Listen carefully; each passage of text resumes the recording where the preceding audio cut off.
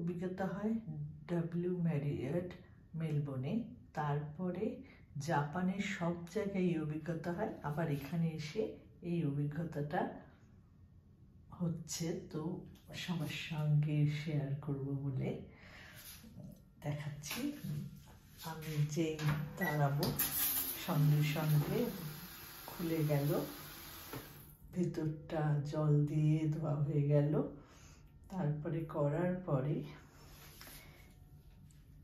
এই যে এখানে যে রিমোটটা আছে, এইটা দিয়ে উপরটা হলো জল দিয়ে ধোয়া, তারপরে ওর ভিতর একদম জল দিয়ে কি সুন্দরভাবে ধুয়ে দেবে। তারপরে আশেপাশে এক একটা জায়গা ধুয়ে দেবে, প্রত্যেকটা সুইচ দিতে হবে।